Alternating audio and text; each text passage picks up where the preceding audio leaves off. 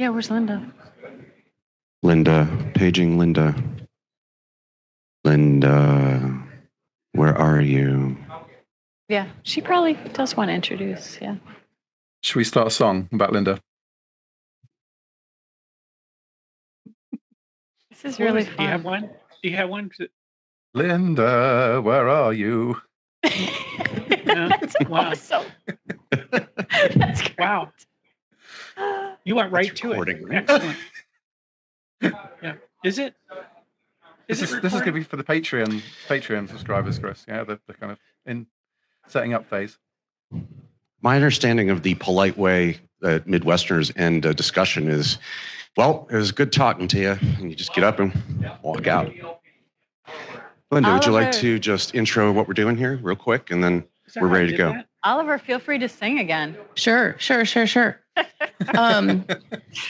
I've done so much build up to this. I thought that maybe we wouldn't need to do a whole intro to it, but It's in we my do, writer. and that's okay. We're getting a little punchy, so it's just exactly the right time to do this. Not, Oh, no. nothing meant by that at all. that's fine. Yeah. Okay. So right now, so I told you at the beginning of this, if you were here at the beginning, that one thing I discovered, which I don't know why I was so late to this party, but well, I'm not a very big podcast person, but now I am. I have the couple that I do listen to, and I've listened to, I think, all of these. Consultant Saying Things is a podcast that Chris and Wendy and Oliver and Phil have that is smart and funny and innovative and thought-provoking and disruptive to your thinking. It's just a really, really good conversation that you witness on really important topics. And I've actually walked away then quoting, I heard this on this podcast. And so so I'm a big fan, and I want you to try it too.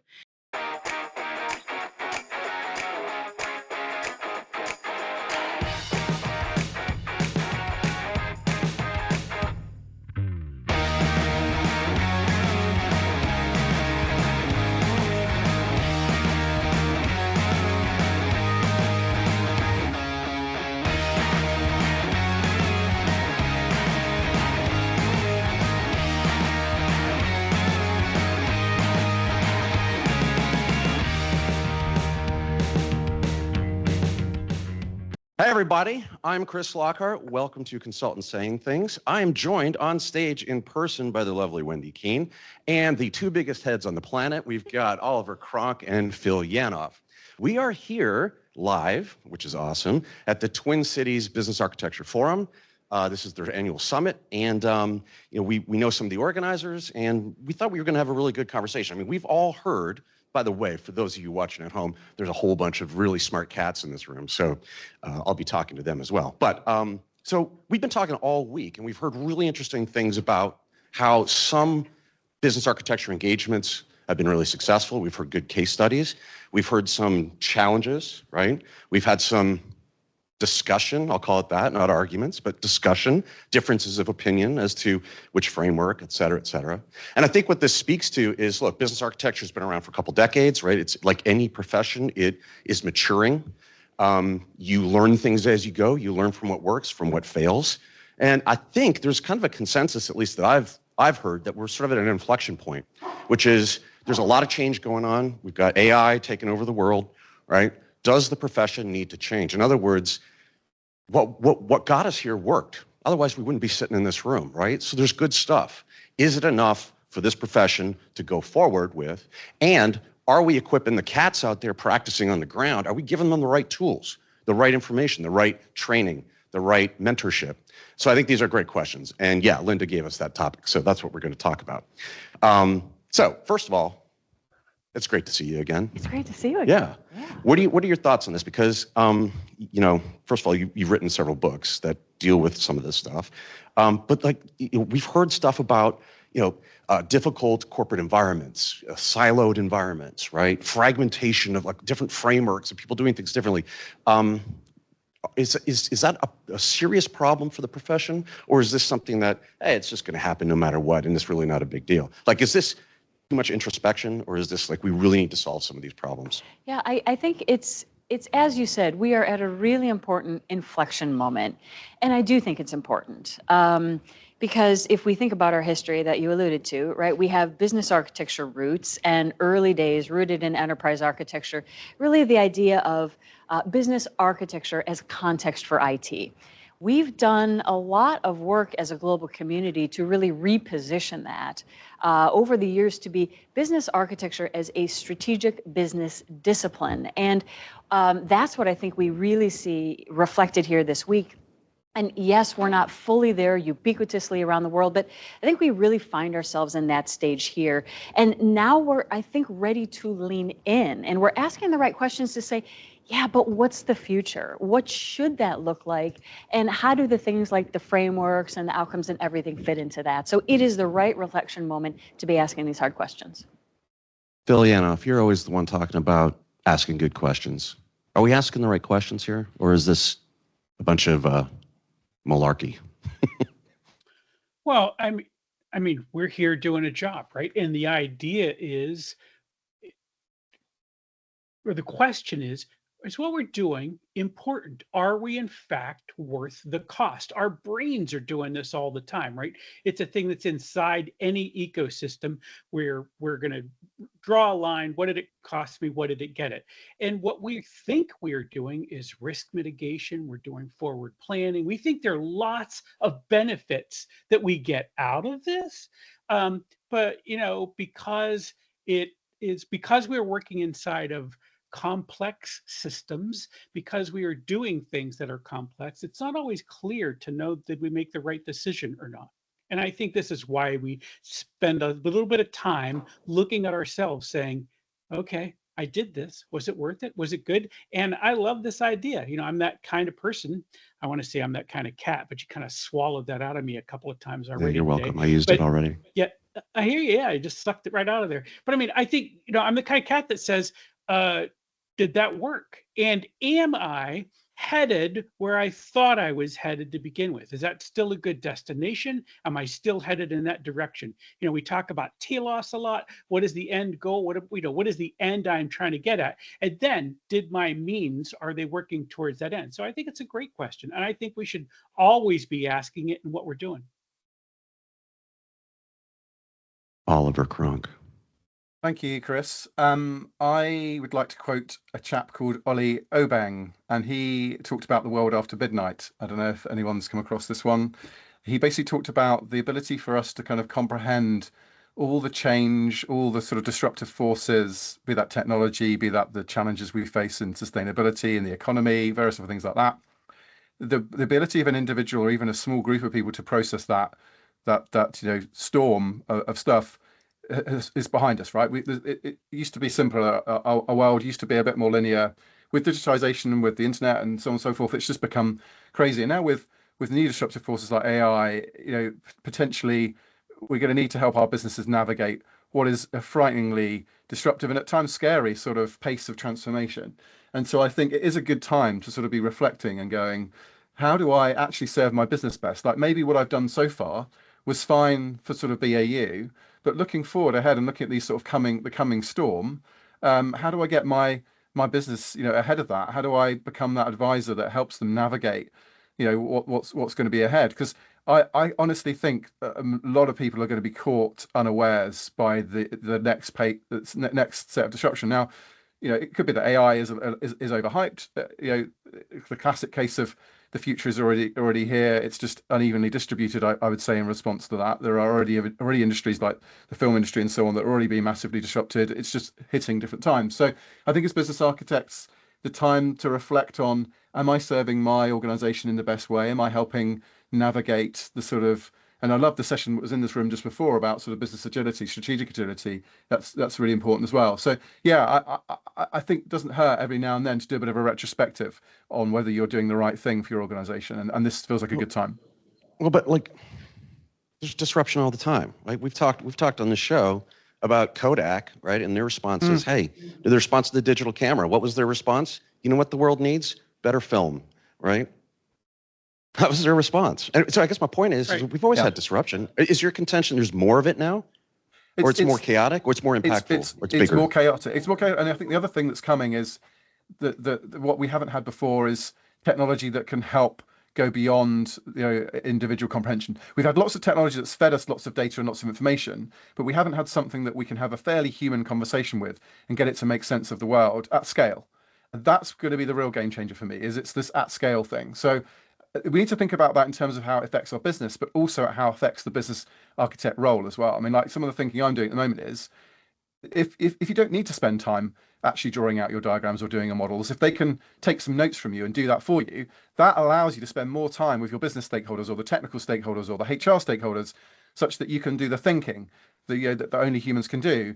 Get the new wave of technology to do the heavy lift in the role. So I think there's this dual consideration around that. I also think, and I bang about this a lot, the penny is dropping around sustainability in terms of the finite amount of rare earths. If we get into a trade war in the West with China and they cut off supply of rare earths, all of a sudden we're going to have to start recycling things better and remanufacturing and so on. So some of these sort of linear supply chains that we've been able to sort of rely on for decades, if not centuries, some of that is potentially at risk. And we could sleepwalk into that. Many organizations could just sleepwalk into not being aware they're going to need to reimagine their supply chain and their value chain, not to mention what's happening to sort of knowledge workers at the same time as well. So on this thread, right, are we suggesting that business architecture or enterprise architecture, as it's been practiced, is too rigid, dogmatic, non-agile to adapt to the sort of challenges that Oliver's talking about? What do you think, Wendy? I don't think so. Okay. And it is in the practice. It is in how we show up. It is in how we engage with people and use it. Especially for things like Oliver's talking about, sustainability, ethics, like the blueprints, right? The information of architecture is just there and ready to use it for those things. And so I think the even bigger question is, how do we get others to see that value and really make architecture for everybody so that they are turning to the architecture methods, thought process, blueprint for things, including AI, right? The challenges we're trying to solve here today. Architecture for everybody. Have you trademarked that? Is that the next book title? I like that, yeah. Architecture for everybody? Architecture for all. The people's architecture? People's architecture. Yeah, that's pretty good. Architect the world. Architect the world. Architecting the world. And one of the reasons I brought up, right, like, I used the word, I think I used the word dogmatic, but there tends to be sometimes, I think certainly in enterprise architecture, this constant are we using the right framework, and does it have 18 verticals and 4 horizontals? Is it a 3-dimensional cube? Is it and sometimes it's like we're more focused on that than the practicing of it for benefit, right? And I often wonder, Oliver, you have a technical background, Phil, you have a technical background, sometimes engineers and technicians get into the weeds, right? Can't see the forest for the trees. Is there a danger of overthinking this? Because earlier, I was irritable and in a mood, and I was just like, hey, just go do it. Go do the damn thing. Stop talking about it, right? Are we overthinking this? Phil, what do you think? No, well, I think we have to keep asking that question of ourselves, but we were always at that risk. I don't think that part has changed as much. I think there is some concern, and kind of Oliver talked about, there's some environmental things that are new to us, right? We got to figure out what that's going to be for us. AI is an environmental change. And when I mean my environment, it's going to change the way we work with each other, the way we work with computers and all that kind of stuff. But, Oliver also pointed out, it has the opportunity to facilitate us so well in the middle. And that's a tool that we can and ought to be using, because, Oliver did not say, nor have I ever heard anybody say, and then the AI is going to go around and it's going to ask all the right questions, and it's going to get all the right people involved, and it's going to make sure that we got the problems that, that we're working on the right problem. That's not it. That's not what it's going to do. So I think there's an opportunity. This is kind of where I think you were headed with this, Chris. I think at one point we kind of get involved in this sort of consulting and architecture space, and we say and we think that the PowerPoint was the real thing. That was the real trick. That was. Come on now, I'm a consultant, Phil. Come on, I know, PowerPoint. You just stop knocking PowerPoint. Here's the deal, Chris. You are smarter than your slides, and I think that's a thing we want to let the audience know about this as well, right? Thank you, everybody. Yeah. It was nice being here. No. But I mean, that's the thing, right? Yes, it's a way for us to communicate, but it isn't the actual output. It wasn't the reason we got here. It's just a tool for what we can communicate around. Are we overthinking tools? Are we over rotating on tools? No, I mean, by the way, LeanIX was here, guys. I don't know if you know this, but LeanIX, the now part of SAP, right? The enterprise architecture tool and business architecture tool. They gave out socks. I just want to show a little leg here. I should have been there. I Nice should be in boots. person. Yeah. Nice socks. Woo! Look at that. Wow. Woo. Look at that sock. Okay, that's the Nice. first. They're on not this here podcast, anymore, I are they? think, Chris. We're gonna trash tools now. They're not in the room, are they? Is LeanIX here? Okay, great. That crappy tool. All No, I'm right. Well, I personally think tools aren't doing enough in this space because we need to be leveraging AI and other technology to help us build, accelerate, the knowledge base because the value is in using it. So I think I also think we need to be leaps and bounds ahead of where we are in presentation layer because when an executive can actually see these things in a way they love and want to look at every day, that's going to help us break through and get past the model. That's the storytelling piece of this, absolutely. right? That's Yes. the part that Phil's That's right. talking about. Yep. AI. I've always thought, AI is not going to replace me because AI can't go to happy hour, right, and have a few beers and talk to the cats. But AI is not. It's going to get better, right, at telling that story, right? We've seen examples. Look, I mean, guys, last year, do you remember we were talking about AI last year in consulting? I think it was, and we said we can't wait to see what this year is going to bring, and the change, right, in just 1 year, and it's going to accelerate. But I don't think it'll ever get to the point, Phil, of exactly what you said, of asking the right questions in the right way that communicates the right idea, right? There's going to be that human need, I think. Maybe I'm wrong. Maybe the singularity is going to kill us all. I don't. So I think where we are right now is it can be a very good coach. I mean, let's look at how we run these podcasts now. We often throw in the sort of topic and say, what are the sort of things you would sort of ask as questions, or what's your perspective on this? And I think there are some tools that seem, or at least feel, a bit more human-like in how they kind of respond. Some feel a little bit more, data, a bit more robotic, and so I think that look, we're seeing the first sort of wave of this. And I'm doing a lot of work on agentic AI at the moment, and I think we've only just seen that's the first phase of that as well. So, but the trouble is, some of this stuff is sort of, unless you're in the weeds and keeping pace with all the innovation, some of this stuff can catch you out, right? And the trick is, how much of this do you tune in and how much do you tune out? Because yes, there's a lot of marketing hype and marketing noise.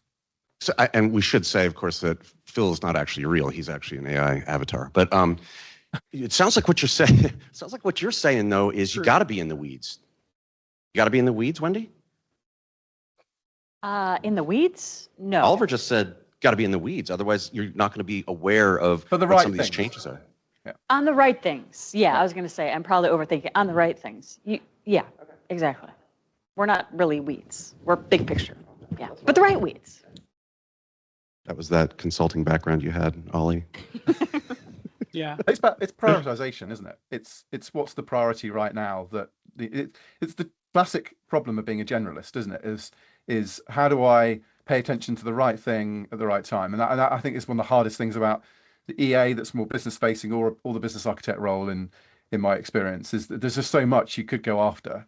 How do you prioritize? And there was actually a LinkedIn sort of discussion earlier today about I think it was Grant actually. He posted up the meme about the philosophers sort of trying to play football and no one's kicked the ball. I don't know if anyone's seen that, but you can go find it on Grant's feed later. By the way, he's not paying attention to you. He's over there playing Tetris or something. He's posting another post. Yeah.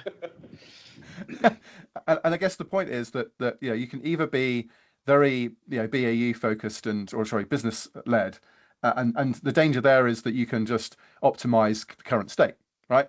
Or you can, on the flip side, the criticism of technology architects is often that they're too tech obsessed and they're thinking about the solution. They're not thinking about the business solution. They're thinking about the shiny technical toy that they can then apply to something. And there's a danger of innovation theatre or kind of AI theatre where you're building things that actually don't have real value. but actually sometimes that sparks imagination in the business because you've demonstrated something, you've shown the art of the possible. And so something sort of between the two, I think, is what we're going to need over the next certainly sort of year or so until we've worked out, is this all hype, or are we going to have to radically change some of our business models and approaches to business? I think it makes sense if, like, the people in this room and like you guys, right? Not that we're old, but we're old hands at like a lot of this stuff, right? I think the folks coming into the industry, though, are they properly equipped with all of the things that we're talking about here? Are we doing a good enough job training people to do business architecture well? So this is an interesting No, role. it's no. No. This is an interesting role because it does require a lot of business context and experiences from other things, even just to understand the problems that we're solving and why this value proposition makes sense, so much sense to our organization. So that's sort of just one thought. But the other thing, generally speaking, when we look at, BA roots, business architecture as a strategic business discipline, we have a really good path there. I don't think we really have a good path going into the future, which is, in my opinion, not everybody may agree, but we're really designing and architecting organizations with intent and doing it in a very integrated way across people, process, technology, much more robust than we do today. And I don't think we're training for that, not the least of which because we need the interdisciplinary knowledge to do that. How do we close that gap? What do we do?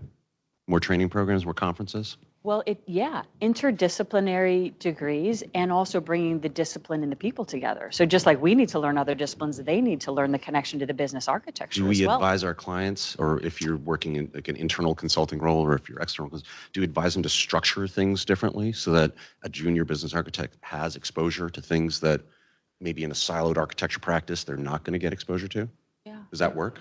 Yeah, the apprenticeship model works really well. I used to have a team of 100 business architects, and I can tell you that works really well. And not everybody may want to go to the full spectrum of that, but it's a really great way to train. So I think the key there is having a business architecture practice, center of excellence that is training people up and being deliberate about apprenticeship and mentorship. You guys are big on that too, right? I know, Oliver, you've always been big on it. Phil, you've always talked about mentorship and apprenticeship, coaching and whatnot. Any thoughts on that? Are we doing a good enough job, do you think? Almost never, right? And the thing is, we almost spend our time doing the job as opposed to training for what's coming next, right? And making sure, so we're not really dealing with succession planning, how we're going to do that inside our projects and programs and program management and all the rest. So I think there is some opportunity. I just think apprenticeship is not built into many and not into every organization that needs it or could benefit from it. But I think if you're thinking about tomorrow, that's a thing you ought to be building. And let me just say one thing that I heard Wendy say, because I think it's important, and that is not everybody's comfortable with it. And I think one of the things that an apprenticeship program can do is teach people to be comfortable with being uncomfortable. And that is that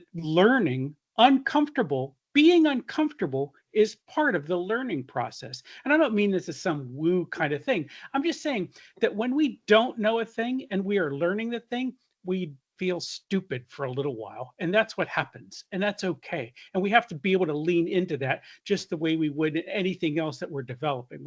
I think we just need to let people know, hey, it's okay to feel like you don't know this. We're going to figure that out together. I love that, Phil. And a couple of things on that. One, valuing generalists more. And I do wonder whether business architects are like the professionalized generalist in an organization. But the other thing is like that childlike creativity and playfulness that we tend to lose as we get older, and particularly as we kind of get a bit more cynical as we go through our careers. I think it's harder sometimes. Are you looking at me? Are you looking at me when you say that? I'm making sweeping generalizations here, and I'm probably not looking at I'm probably looking at someone and they're thinking I'm looking at them right now. I'm not. I'm making a sweeping generalization, which is you generally kind of, you feel, you learn stuff, you kind of get certified, you kind of go along on your career, you start to manage people, you start to feel king or queen of your craft. And then that's risky, right? Particularly now where things change so frequently and so drastically. It's kind of having that self-awareness to go, do you know what? Yeah, I need to kind of reconnect. I need to kind of go and discover things. I need to go and do some research. Some things are going to fail in the portfolio, and that's cool because the organization will learn a bunch of stuff. I think that it's that sort of side of things. What I fear is there's too much documenting of the way the business works now. All we'll just do is we'll build a capability model of how the business works now, and then we're done. Because that clarity will just help. And don't get me wrong, there is value in providing that clarity around what the business does and sort of finding efficiencies and all that good stuff. But you can't stop there. You've got to move beyond that and go, right, that's as is. Where are we striving to take? What's the vision, and where are we striving to take the organization in the future? I mean, that's a 12-week engagement right there, right? I mean, Nice. built-in extension. We're never done. We're never done. We're going to be documenting the enterprise forever, right? Yeah. With that capability model on a giant piece of plotter paper. Yeah, no, when I was thinking about it, and I was in Sam's presentation and certainly Dan Lambert and like all this stuff and like all of the talk about like the frameworks, right? And the methodologies and the processes. And my initial reaction was and then Sam brought up, John Zachman and his framework. And I was just like, oh my God, so many frameworks. And my take on this has always been like, and I think I said this earlier, right? It's like, use the thing that works, right? Fit for purpose, fit for growth, whatever, however you want to term it. But like, you got to use the thing that makes sense in the context that you're in. And I think back to what you were saying, if you're junior and you don't have that experience, you don't maybe have that context of like, what is the right thing? And so the crutch that you lean on is like, well, I got to spend 6 months putting every box into Lean IX and every capability, and you're missing the point of the thing, right? That would be my thought on that. I don't know. Did I just offend everyone in the room that loves Lean IX? I'm wearing the socks. I mean, come on. Yeah. What do you think? Yeah. This is also why apprenticeship is important, right? So we are, as more junior architects, we're working in the context of bigger outcomes, right? And I feel like this is a drum that this community, this forum we're at right here now, has really been like, lead with value, build as you go, right? So I feel like that is, that's getting institutionalized. But I think the important thing about the framework, because I agree with you, do what works, do what creates the outcomes. But what I think is helpful and that we're talking about is what are the non-negotiables? What are the non-negotiables that need to be in place, things we do, things that are hallmarks of this discipline, how we guide people to think? And to me, that transcends frameworks, and that's useful to think about. I'm glad you brought that up, because one of the things I was thinking about on that exact question, right, is because we always talk, right, guys, about like, is it something you can learn, or is this something that is just part of, like, some people are just better at it than others, right? Of like, EQ and empathy, and we've talked a lot about that stuff. I think in this particular case, being a good storyteller to me is like a non-negotiable part of this. And I go back and forth on this over time. I'm not 100% convinced that everyone can become a good storyteller. Some people are just on all the time, right? I'm going to riff, I'm going to tell a story, and they're the ones at the center of the group at the party, right? I'm not that guy. I'm usually angry over in the corner, but but you know what I mean. And Oliver, you've talked about this before. You weren't always extroverted, and Phil, same thing with you. I mean, what do you think are some non-negotiables, or are you going to call BS on my storytelling one? No, if I go for a moment, I think if you've got a team, you can accommodate different analytical personas and more outgoing personas, but if you're not, and you're a solo business architect and you're not good at storytelling and engaging, that's something you're going to have to try. I mean, you'll never, maybe to your point, be a natural one, but you're going to have to sort of go and get coaching or training or whatever to try and to become better. Because as you said, I used to be the geek in the room that used to have arguments with project managers every week. Used to be the geek in the room. Yeah, there's still a bit of that there for sure. You gonna show us your Lego models? You got any? But I use those to tell stories these days, Chris. Right? Sorry. But no, I think you're right. I think you have to sort of be mindful of where are your gaps and what you need to kind of build on. I'm keen, Chris, at some stage that we do what we did in London and we pass the mic to the audience and get some questions from them, because I don't know how much longer have we got time-wise. Hours. For the next 3 hours we'll be talking now. Yeah, that's what I think that's good. I mean, is there any, Phil, did you want to make any point on this, on non-negotiable bits, or trash my idea about the storytelling? Yeah, Now, I'm going to keep the storytelling thing. What you absolutely point out something that's important. Ollie led us to a piece that I think is that. Let me just lay out what Ollie said in fewer words. You have to ask questions.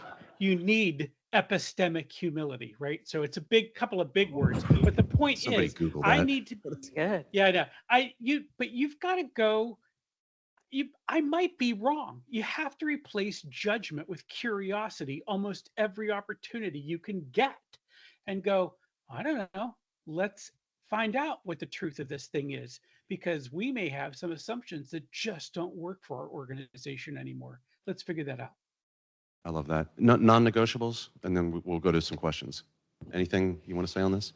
I could say a lot of things I know on this. you have. You've really said wanna, things. You really want to hear You're a them again? consultant saying things. Keynote us, Are around- baby. Keynote us. No, they're not that exciting. But no, but they are around the capabilities and context, and those are non-negotiables to me. You know what else I think it's maybe not non-negotiables, but we also need is what are the principles of architectural and systemic thinking for organizations? Like, what are those 5 things that will guide the way people think and help them to make trade-offs? And I mean things like, we think enterprise and customer versus silos, or we think business first versus jumping to solutions. Whatever they are, I feel like we really have to ink those, because that's actually the root of what we're doing, right? At the end of the day, this isn't about architecture, it's about how organizations work. Yeah, and that's, to sort of, okay, yeah, great. Thank you, everybody. No, but that's kind of how this wraps, right? And so we can get into questions. It's sort of like, okay, well, what do we do about it, right? And whether it's putting in right principles, whether it's asking the right questions, whether it's upskilling, learning something, being uncomfortable, right? There are things that we need to do as individuals doing this as a practice, as practitioners, that's the right word, and also as people advising clients on how to do this with their own folks, right? So I think there's a bunch of those things. I don't, you could spend hours talking about what they all are, but I think being aware that this is not a perfect profession. There are things that do need to change about it, like any profession. And as Oliver pointed out, we've got some big challenges coming up, and we gotta adapt. We gotta learn. We gotta grow. Is that good? Yeah. Beautiful. All right. Nice wrap up. Yeah. What do you think? Let's do some questions. Linda, you got a mic? No, I should tell you there are prizes.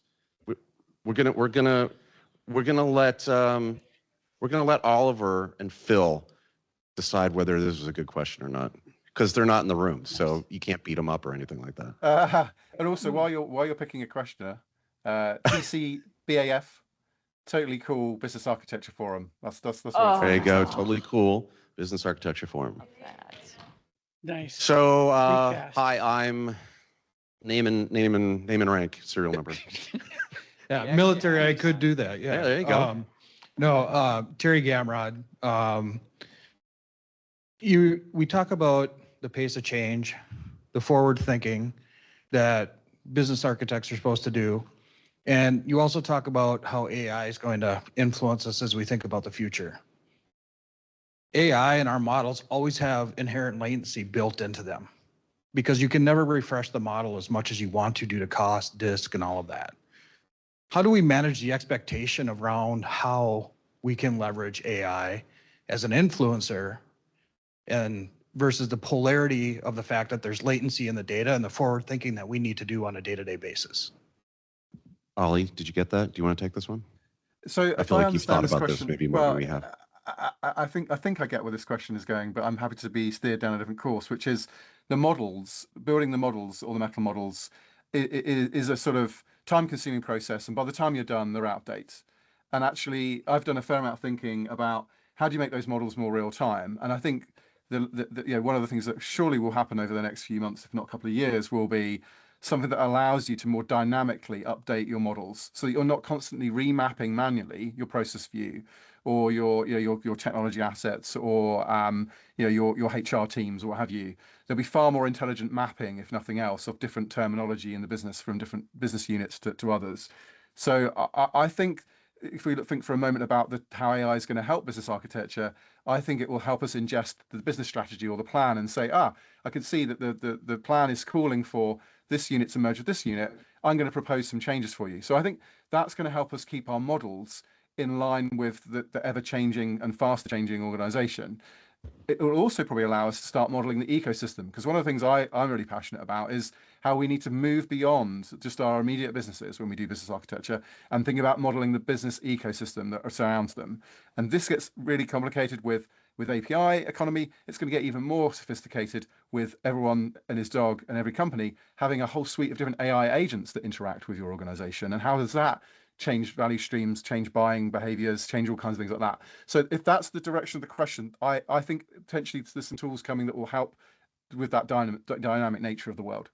So the short answer is AI is the enabler.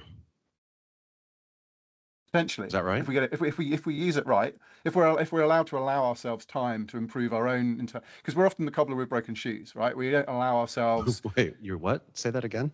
The cobbler with broken shoes. Is that a Britishism? What is that? Sorry, I've shortcutted a phrase, which is the cobbler's children always have broken shoes, because the cobbler never has time to fix the shoes of his kids, right?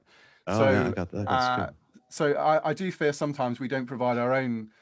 We don't enable ourselves to move quickly enough to support the business. So I think sometimes you do have to go, do you know what do we need? We need something that allows us to stop spending all this time in documents and artifact generation and allows us to ingest strategic, roadmaps and strategies and plans such that it can then help us. I know we're not there today, but I'm sure we won't be that far away in a few months, year or so's time. And we need to start thinking about that and influencing LeanIX and the other vendors to help build these sorts of capabilities in so that business architecture isn't left behind when every other business unit, like marketing right now is obviously probably the primary place where these tools are being built. Marketing don't turn to us and go, why are you building this stuff manually? We don't build marketing campaigns manually anymore. What are you guys playing at? Bill, you want to add anything to that? Or you want to make a judgment call on whether this is a thumbs up, thumbs down question? No, I think Ollie hit it and you wrapped it up nicely. I mean, I think that's the thing. We have to figure out where that tool's going to fit for us, and we'll make decisions wrapped around that. But, I heard a hint in the question of it being expectation management. And I think that when a thing we need to keep in mind that when the environment is changing so rapidly, we have to all stand closer together. So there has to be more communications between us and our teams because the environment can change very rapidly. And it's all about expectation management. That means we talk more. Shit, he's good. I know he's really I good. love that. You're so good, Phil. All right, I think that was worthy of a prize, right? That's a good. That's a good Agreed. I don't know if the prize is worthy of the question though. So what you get is a copy of the Chris Lockhart book, The People Problem, in which I don't know. There you go. It's worth full price, but you can have it for free. There you go. You earned it. Well, I was going to give him I was going to give him the Kindle version, but I thought that would be better. Nice. We got more questions? Can't see anything. Okay. Mike Ruhlfeld, Boston Scientific. So first a comment, Chris, I think you're underselling yourself. You're actually an excellent storyteller. I was just on the panel with you. You haven't seen my feed. I like your socks though. I love the socks. But I think you're underselling yourself because you said the least amount on the panel we were just on, but yet the things you did comment on were very profound. So and led us in the right direction. So and I think a good example of what Phil was talking about when he said we have to demonstrate epistemic humility, right? So good example of that. So my question though is shifting the gears away from the AI conversation into back to the architecture conversation. So there, as I've spoken to a couple of different corporations and different groups, I've noticed there is sort of this undercurrent of engineering leading like the technical organization, the technical thinking, and then the architect team and the architectural thinking. You would think that, because I come from engineering, I was a code monkey for 10 years. So, worked those 80 hours, worked in startups, worked in large corporations, and then eventually got me down to the architecture path, right? So it's a bit ironic, but I know the current culture and environment in a lot of technical organizations is sort of that almost adversarial relationship between the engineering team and the architecture team. And I have lots of examples of that. And sure. I don't think it's almost. I think it is adversarial. I agree. Right. So I just wanted to get, the consultant saying things perspective on this. So, because I think you have a good one. When do you want to take it? That's Phil, you want to good. take Yeah, it? yeah. Well, I think Chris should take this, but let's be clear. This is a people problem, right? This is right where you were in that spot, which is, Yeah. the thing is it is in fact an adversarial an adversarial relationship, but what we are there is to figure out how we can have difficult conversations and for them to be constructive. Tell them how you do that, Chris. Well, I have to write another book for that. I just like laid out the problem. I didn't solve it. Yeah, no, I mean, that's what a consultant does, right? Leave 300 slides behind. Yeah, anyway. No, but I think there's going to be adversarial relationships in all different relationships within a company, right? I mean, I think of like project managers and engineers, right? Project manager, tell me what all the tasks are. The engineer saying, oh, I need you to tell me what the plan is, right? And like you've got this like tug and pull of like, whose roles, whose responsibilities are to do what, to achieve what end, right? And so I think the clarity of communication, I think the setting of expectations. I'm working with a client right now, and they're leading with their engineering team, right? And it's like that is not their core competency. They are a financial services company. They're a data company. Why are they writing software, right? When you could get it off the shelf. But they don't want to have that conversation. So I think part of this is, what is the reality of what behavior are you actually able to influence, and what can you not? Because if you go up head, if you start butting heads with people, you lose credibility, right? I think. So I think it's soft influence. I had this partner, he was great, and all he would say is, I'd say, Jace, how come you're not doing this, that, and the other? And he would just go like this. He'd say, just look at the scoreboard, man. Just look at the scoreboard. So he was doing, not saying. Do you know what I mean? And I think you can then influence people by like, look what I've done. I don't have to go and tell you that the right way to do this is X. I'm just going to show you. And that's easy to say. It's not always easy to do, because you don't always have like the authority, right, to go and do stuff and step on people's roles, and it's a problem. That's why people are the problem. I like that so much, what you're saying, and really just to echo it, there's a tension that we actually want, just like you have architecture and engineering, you mentioned others, and I think it's also the appreciation of our roles, that sometimes we look big and sometimes we look deep, and we actually need both of those, and again, baking principles into an organization that embraces architecture to pave that way. Yeah, I think you're right. And the worst thing I've ever heard is when it's like someone who is being tasked with something that's really not within their job description, and they say, that's not my job. I hate that. It's like, go figure it out, because clearly someone else is not doing it, right? So anyway, so enough on that. I think that was a great question. Yeah, great question. While you're counting out prize, and there's just a couple of quick things. I think Agile has a lot to answer for. Like everything needs to be an Agile 7 pizza team. And the other thing is the mantra, every business is a tech business. So there's some like sound bites that I think have infected some companies, and they go, oh, right, that means we have to write all our software. And I say this as a working for a consultancy that writes a lot of software for clients. So there are times when that's needed. But to your point, Chris, I think there is this sort of like, let's just get everything done now. Let's bespoke it all because we're unique. So there's just a few, I think, assumptions or kind of sound bites out there that have slightly driven some organizations down a pathway that's not appropriate for what they're trying to achieve. By the way, I think that's a great topic. I do too. I was just going to say, can I interject? You can. So you just are you going to ask a question? I'm going to say something and see if it provokes you. How's that?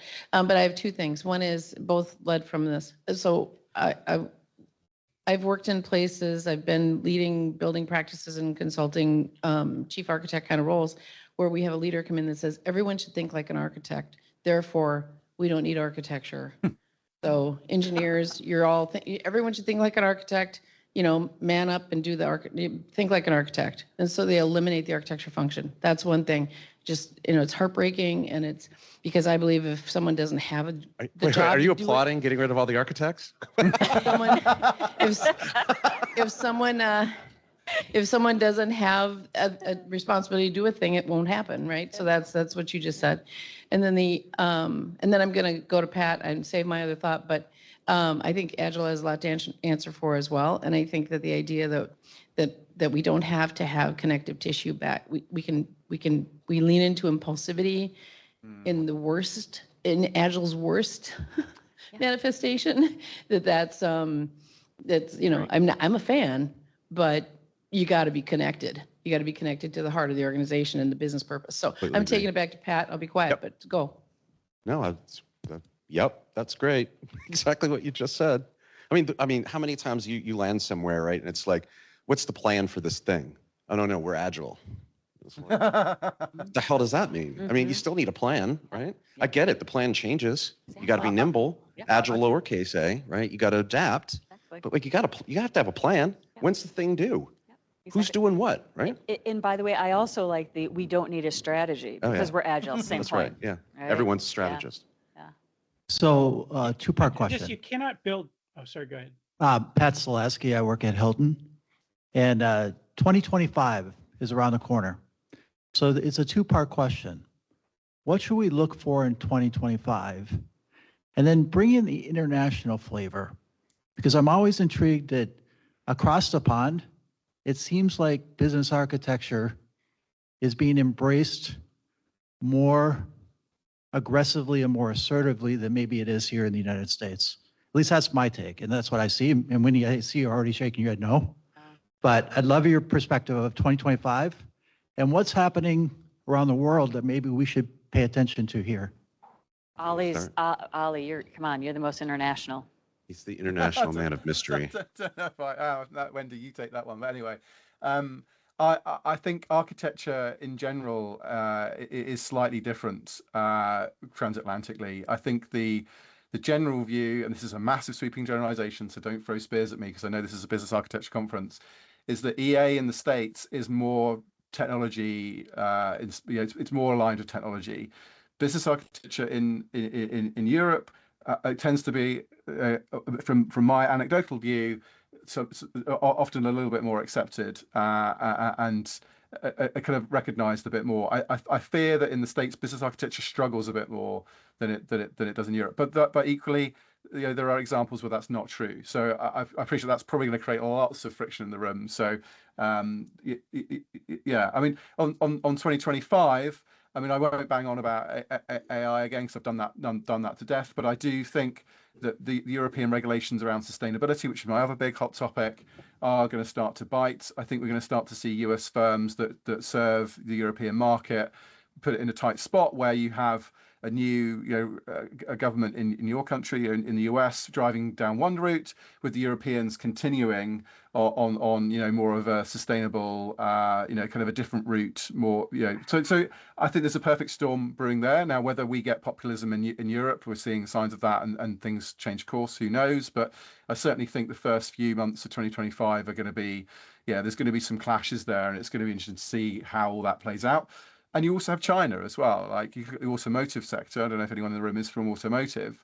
What's going on with China is just wild, in terms of the overcapacity and provisioning that they're doing there. So I think for some sectors, there's some storms that are going to come to a head.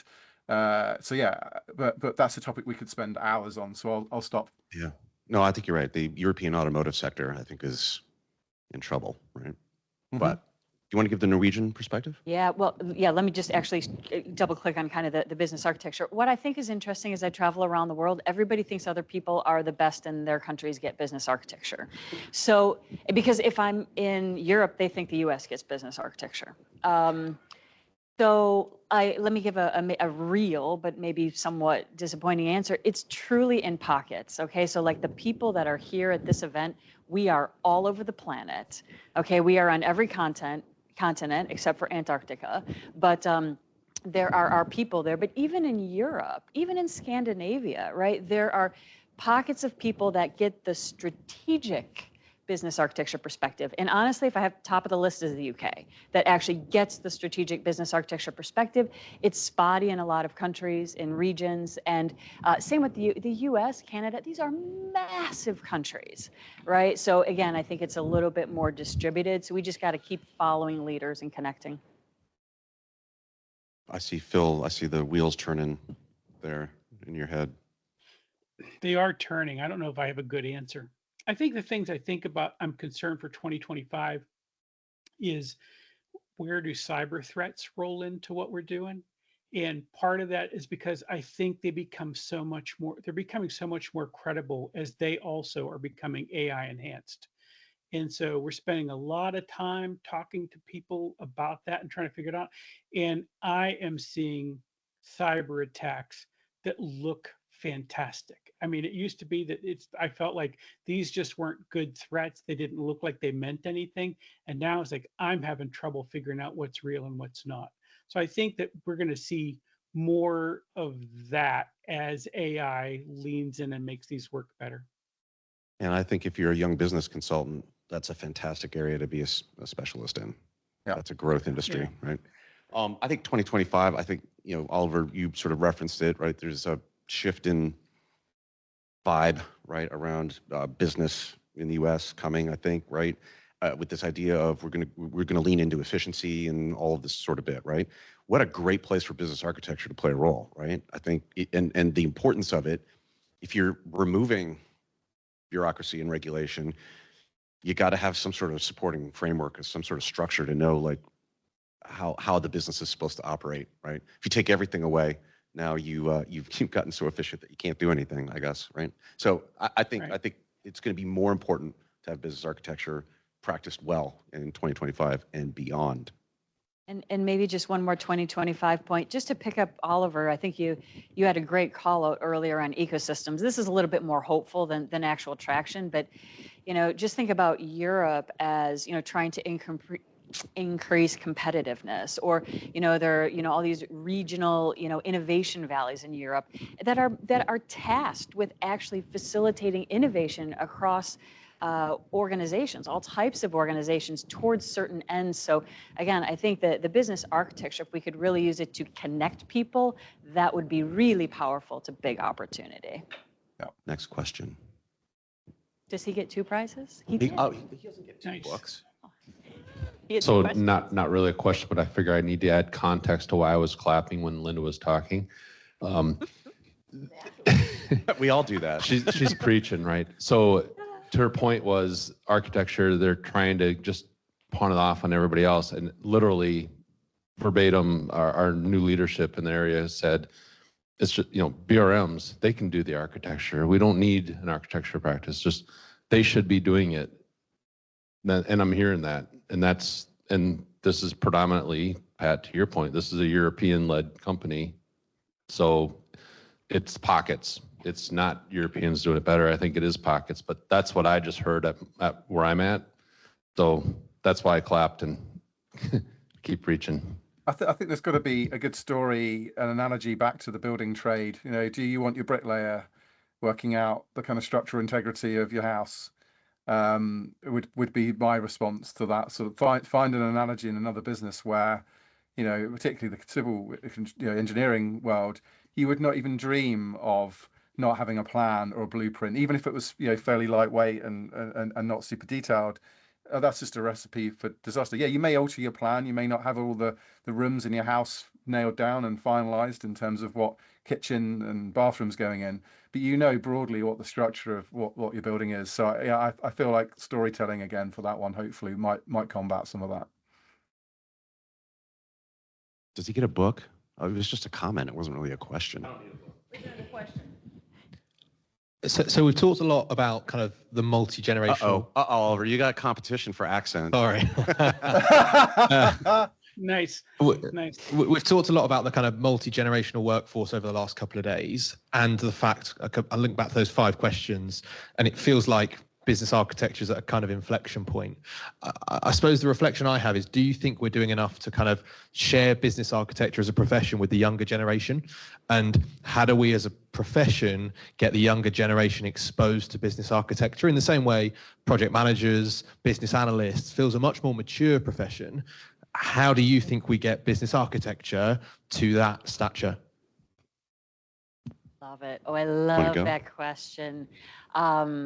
And I think we need to start there and create excitement, make this a path that people want, they see as attainable. They need to see role models in it, but we also need clarity on what we do. So I think that's been part of the limiter. But I would love to see us talking about business and enterprise architecture in schools, and having, why not have architecture hackathons for kids where they're doing business models and things like that? Absolutely, in university. And I've always dreamed about writing a children's book too. Like, we should have a children's book. Let's start them early. So I really love that. And just to add one more point, that also I think will help us to create more women in architecture, which is a movement we're trying to facilitate as they see it early on as well. Do it. Do it. Write the book. I think it'll be good. Well, hold on. You guys got any other thoughts on that? Bill? Yeah. Sorry. Ollie? Go ahead. I got one, but go ahead, Ollie. You go first. So I think the challenge with our profession is it's not an easy role to get into from an entry-level position. And I think, Wendy and I have had this conversation a few times. And so it's kind of, what do we do? And I think we touched on apprenticeships and various things like, it's how do we create that path for people? But I do think we need to build awareness. Like, I think most people know of the building architect, right? But I would say most people don't know about the business or enterprise architect if you go and speak to them. So how do we change that when it is such an important role in the era that we're sitting in right now? Maybe Wendy, maybe there's a consultant saying things for kids book, that we need to collectively write. Oh, I like that. Yeah. Philip von Yanoff. We should point out that you are a First Lord of Sealand, is it? What was it? You have a noble title in Sealand. Yes, I've got a title. Yeah, I've got stuff going. But don't need to. That's all right. You can drop the honorifics for the purpose of this. It's no point. We're all doctors here. I would, you made me think about this, Chris, in a way I hadn't thought about this before. I'm not sure what the barrier is, other than probably the exposure of the successes of the business of that in places, right? People don't see that.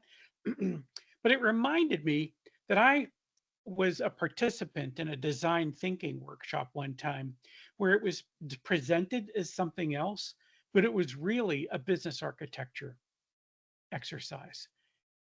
And it was fantastic. But it brought people from all over, and their whole point was trying to build this and figure out how to make this work. And so I think there are exercises like that that could draw people into understanding what's possible. But I think you have to shine a light on it. And, normally that light doesn't get put on this group of people, right? Because let's face it, business architecture felt like it was mostly risk mitigation, right? And just the same way that no one falls in love with their insurance agent, no one falls in love with the people who do risk mitigation in a business. But that doesn't mean that it's not important. And it doesn't mean that we weren't really doing something even bigger, which is finding out what tomorrow looks like and making sure that we are, as you say, fit to purpose. Our organization is fit to purpose for becoming that thing that we want to be tomorrow. So I think we have to shine a light on it. So I heard Phil Yanoff say that what you really need to do is trick people into going to call it a design thinking workshop, but it's really business architecture. That's what I heard. Yeah. One of the, like, in consulting, right? It's like you get these kids that come in, right, and they're just out of business school, and what are they interested in? They're not interested in the partner track like we used to be. They're interested in getting enough knowledge about something and then start rolling into their startup for a product, right, or a service. It's like, and so many of these kids, they just come in and that's the direction they end up going. And I think if that is what is exciting kids coming out of business school, I didn't go to business school, so I have no idea. But if that's what's exciting them coming out of business school, is there a way to, like, is there a framework, is there a domain model or something for the startup industry that's maybe a little bit different than it would be for a giant corporate entity, and kind of maybe shoehorn it in that way, get them interested in using it for their startup? I don't know. That's what I got on that. That was book worthy, plus the accent. I mean, come on.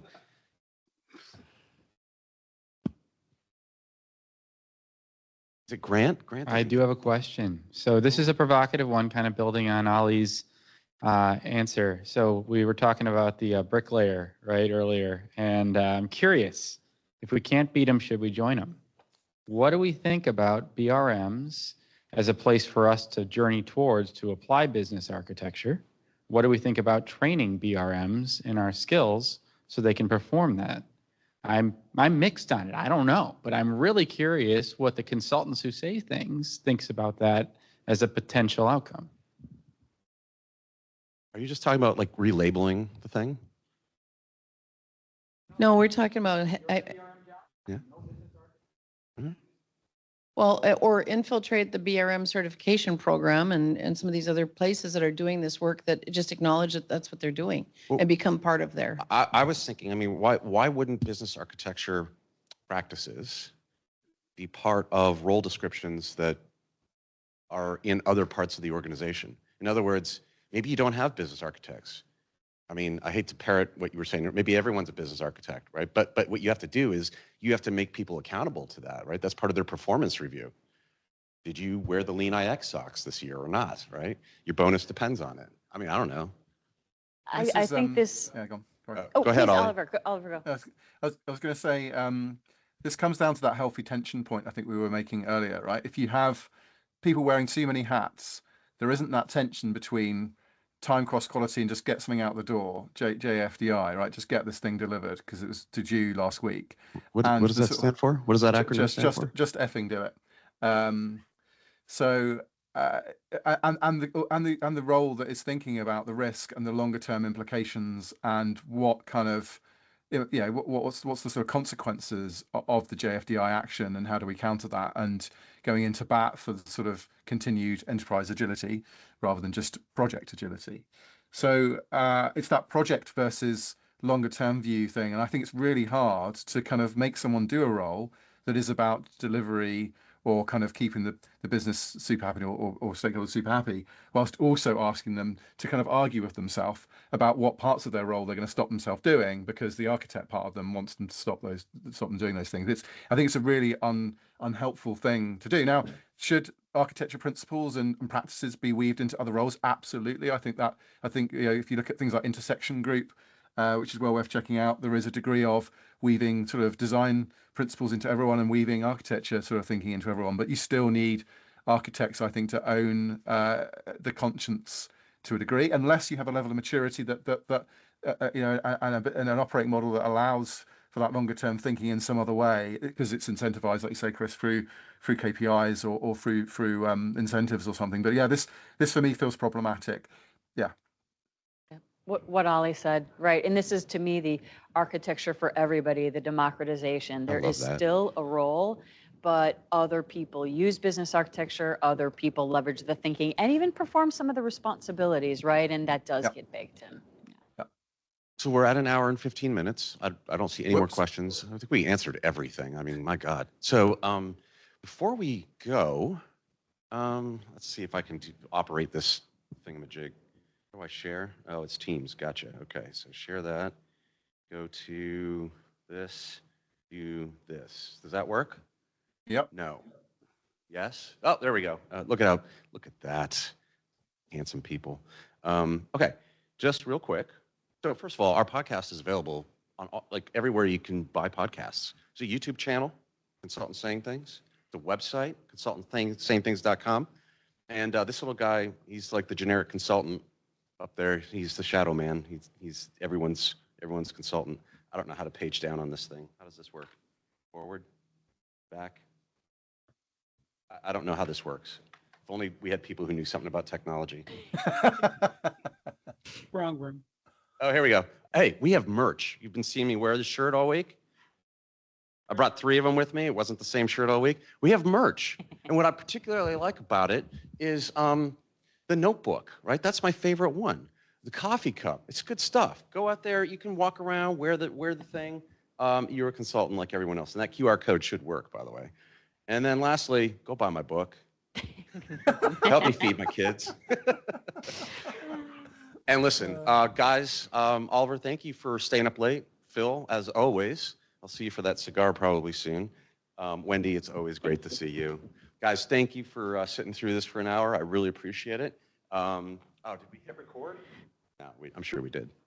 Anyway, listen, I hate all the cats out there that were watching this. Appreciate it. Thank you. Come visit us on the website. And yeah, thank you very much. Thank you, Linda. Thank you.